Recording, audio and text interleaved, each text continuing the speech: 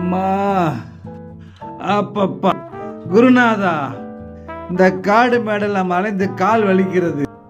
நீங்க வேற மன்னருக்கு வாக்கு கொடுத்து விட்டீர்கள். சூரிய பகவான் சுட்டெரிக்கிறான்.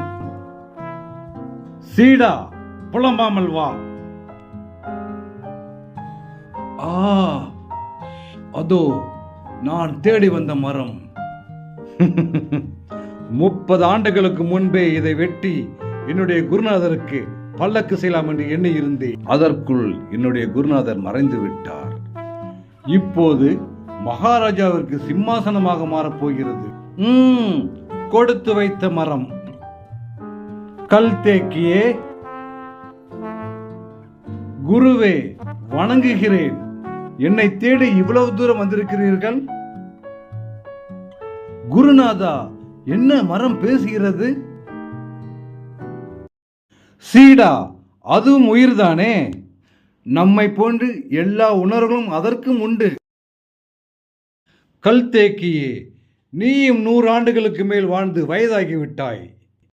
இன்னும் 5-6 ஆண்டுகள் தான் உன் ஆயுளும் நீடிக்கும். அதற்கு முன் உன்னால் எனக்கு ஒரு காரியமாக வேண்டும். சுவாமிஜி, சுற்றி வளைக்காமல் நேரடியாக சொல்லுங்கள். நீ மடிந்து கரையான் அரித்து இட்டு போய் வீணாக மண்ணோடு மண்ணாக கலக்கும் முன் உன்னை வெட்டி மன்னருக்கு சிம்மாசனமாக மாற்றப் போகிறேன். திகைக்காதே. நீ அவ்வாறு சிம்மாசனமாக மாறிவிட்டால் அரண்மனையில் காலகாலமாய் பெருமையோடு வாழலாம்.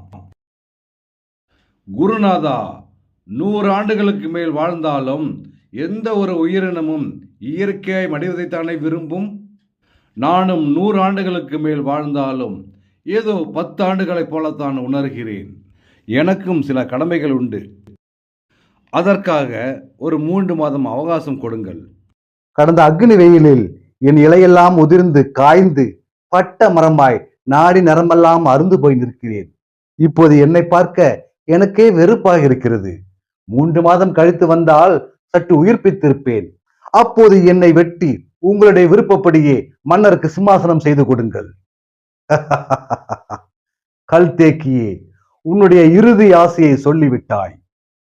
வெட்டப்படும் ஒரு உயிரின் இறுதி ஆசையை நிறைவேற்றுவதுதானே மனித தர்மம்.